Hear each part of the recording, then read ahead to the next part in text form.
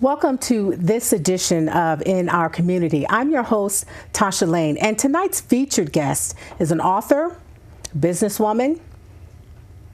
She's a woman who's written a lot of books. She's a world server. She's an educator.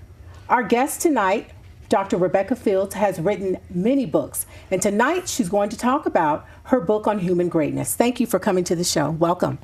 Oh, it's a great honor to be here. Tasha, thank you so much. I'm glad you came because I'm excited to talk about this particular book and why you wrote it and all of that. So thank you once again for coming. You know, when I looked at your bio, one of the things that came out first on, written on your bio, it said that Rebecca Fields is a world server. And I said to myself, that really caught my attention, because I think that there's an element of greatness that's linked to serving. Oh. And I want you to talk about your world service. Well, I've done lots of aspects of it. I think probably the largest and the most significant part was working in Russia for 15 years. Mm-hmm. And really what I did over there was to help Russian women become entrepreneurs Russian style. Okay. So they could make it on the Russian economy. And some of them, one lady that I knew had started a sausage factory. Oh. And had done well enough to buy herself a car, and she would drive her car into a gas station, and all the men came out and knew who she was and thought she was just great. And, wow. And it's that kind of respect, I think, that was so nice for her and other women that I knew in Russia who mm-hmm.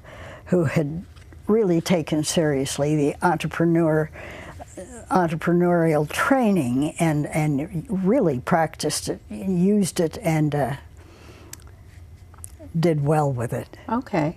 Now, this new book that you have, what's the name of the book? The name of the book is Greatness, 21 Compelling Stories That Open the Heart. Okay. Now, you could have written about anything. Tell me, define greatness. That's a big word. And define it the way you see it and the way it looks like to you. Well, I see greatness as a quality that's potential in every human being, no matter where they come from on this planet. And it's expressed differently in every case. And yet there is a quality about it that makes heads turn mm-hmm. because of something that's done, and it's usually spontaneous. It comes from the heart. True greatness does come from the heart. There's no formula I could tell you that makes it. There are no classes to be had about it. Mm-hmm. It simply emerges from the heart. Mm-hmm. And I think that says automatically that from a quality of spirituality it's unmistakable. Right. And I think no matter the circumstance, people can see it and recognize it and learn from it. And sometimes it comes by surprise, and sometimes people find themselves in a position of greatness themselves. And since I've trained myself to watch for it, I find it an absolutely beautiful, beautiful quality. So what led you to write? Because I know you've written other books. Yes. And how many other books have you written? Oh, I don't know. A lot. That many? No, I don't know that it's a lot, but The first one was called To Choose the Fire of the Cosmos, with a foreword by the Dalai Lama, and it's about world service. But it's much more academic and philosophical than this one. This book on greatness is stories. And some of them have happened to me. Some of them I've read about or heard about, and they've lingered with me because they have the power to change. And that's another quality of greatness. It can change other people. It can shift their thinking. Right. And so it becomes a very powerful thing. And it emerges from the soul. So what led you to write this book? When I was 21 or 22, I thought of myself as a mediocre person.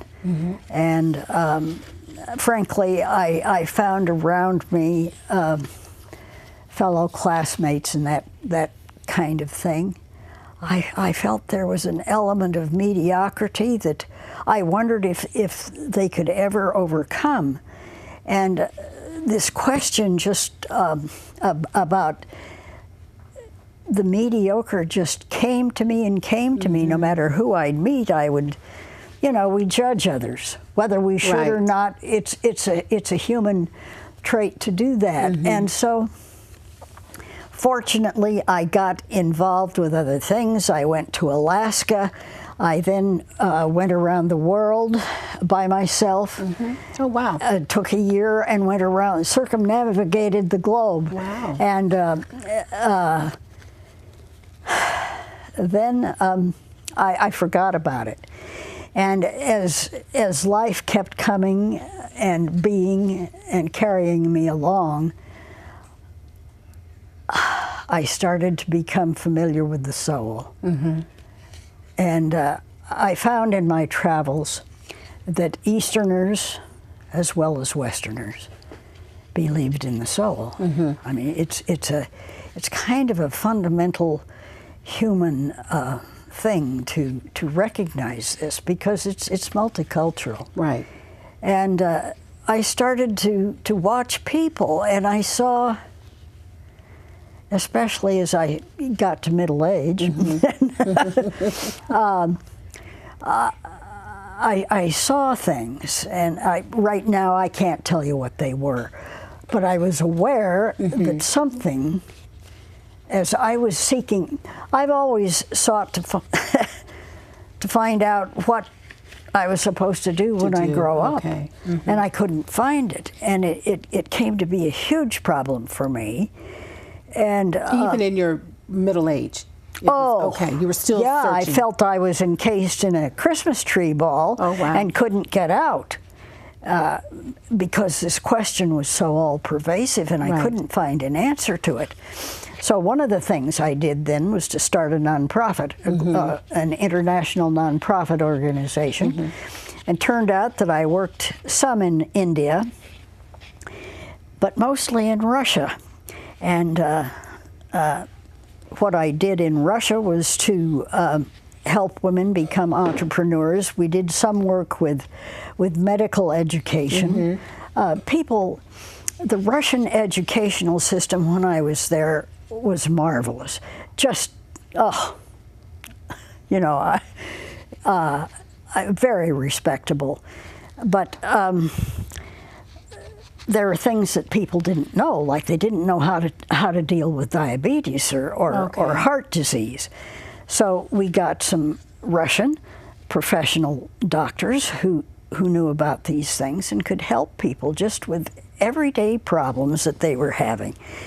And then the other ones that my organization dealt with in Russia was about sex slavery. And there were Russians in Saratov, Russia, who had the knowledge and the education to go out into the vaster community around Saratov and teach girls and boys about the sex trade. And having come through communism, they, frankly, they saw glory and wonder and success in prostitution. And so your work there is what kind of opened up your path? It opened up a whole lot. And I've always felt in my world trip around the world, I felt so comfortable, so at ease on the eastern side. Just one of those things. So I loved it. And as I say, we dealt with sex slavery and educated probably 50,000 people in that area about how to avoid it. Okay. And a lot of them thought, nuts, I'm going to do what I want to do. And they went into it. Wow. And frankly, very few of them live beyond 30 years old. Wow. It's So I bet that changed you. Oh, yes, Yeah. yes. It's heartbreaking. Now, let me make it clear. I did my work here in the United States and went over to Russia a half a dozen times. Okay.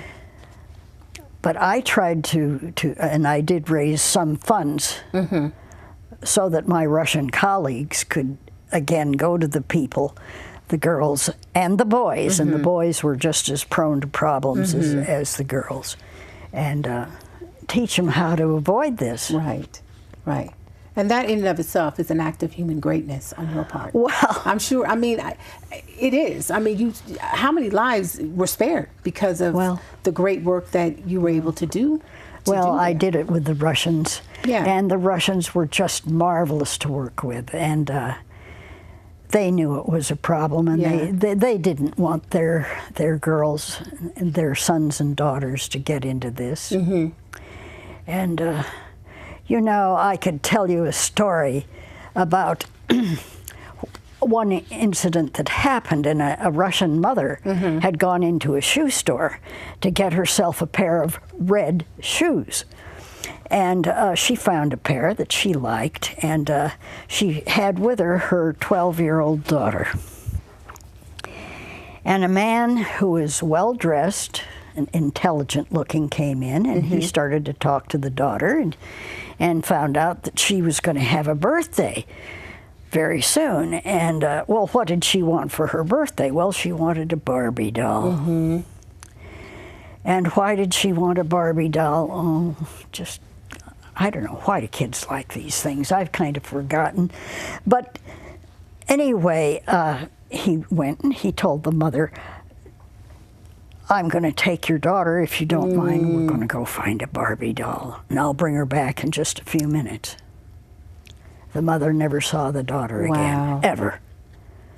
Oh, that's terrible. So it's that kind of thing that goes on, and of course, it happened in Russia, but it happens all over the world. Right. And you know, in your book, because you said there's 21 compelling stories, and as we talked earlier, you talked about the maid, your grandmother's maid, and how profoundly she impacted your life. So I want to know, what was it about her life, her character, that, you know, you remember her all these years later?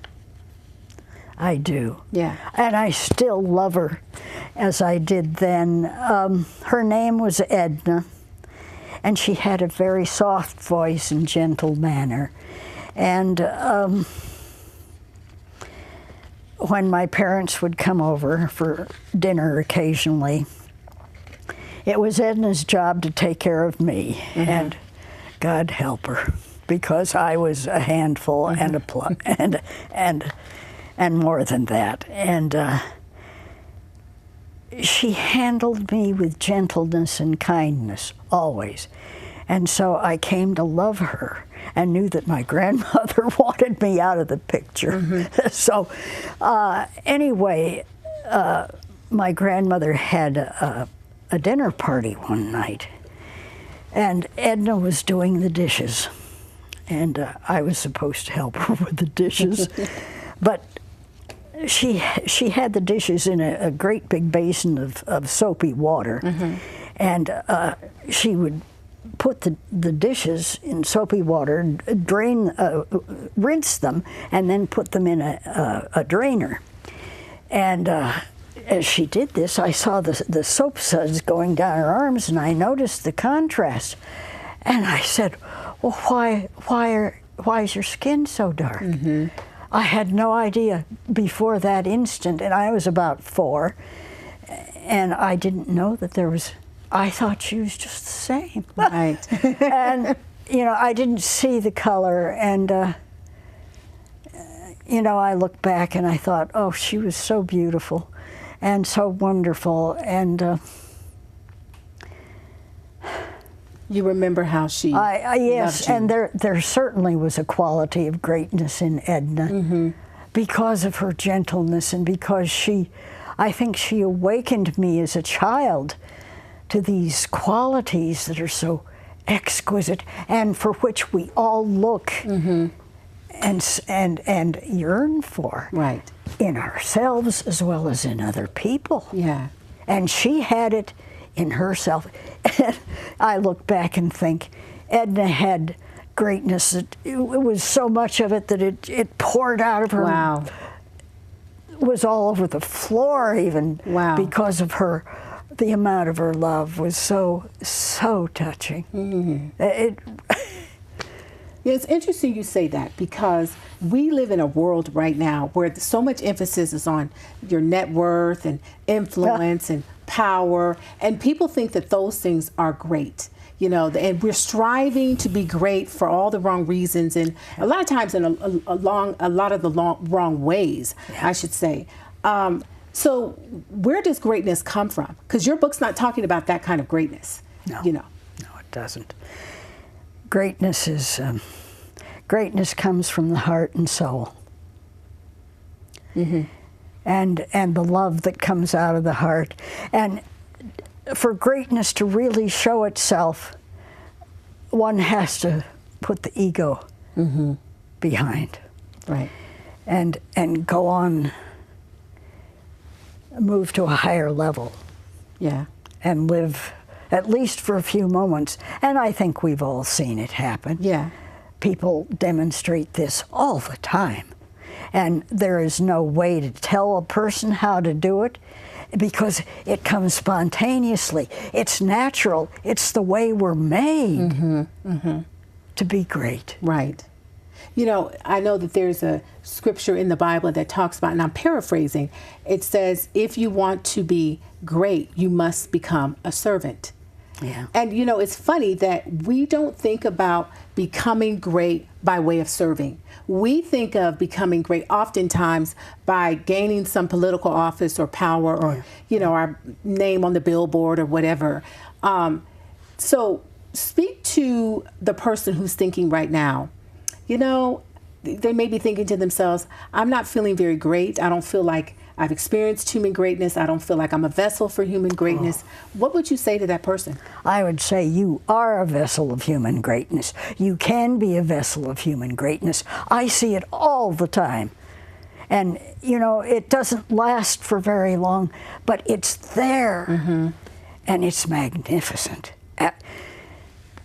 The human species is magnificent, it's glorious, it's extremely beautiful as I see it. Right. Just extraordinary. Why do you think it's so unrecognizable, though? I mean, because you're talking and you're saying that all of us have the capability of greatness, and I believe that. Yeah. But why is it so unrecognizable? Well, for one thing, I think there's a bit of social conditioning that happens that, as you say, we're taught that what's important is how much power we have, how much influence, and how much money there is in the bank or in our investments. That isn't it at all. It has nothing. Right. Nothing to do with it. And often you find poor people expressing greatness that's just so touching. In fact, the first story in my book is about a woman who lives in South Africa. And the story is written by Andrew Harvey in his book, The Hope.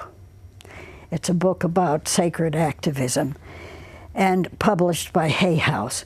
And this woman was forced by a white man to watch him murder her husband and her son. And she was able to forgive. Mm-hmm. And in South Africa, they have a commission, not a jury. Mm. And the commission is there to see that things go right, mm-hmm.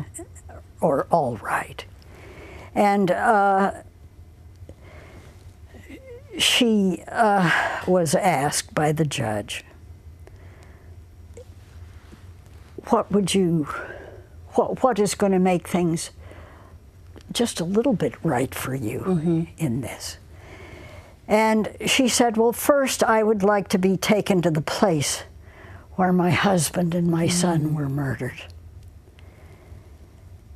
They were burned to death. Oh, wow. And just before her husband died, he said, forgive him. He doesn't know what he's doing. Mm-hmm. And she never forgot that.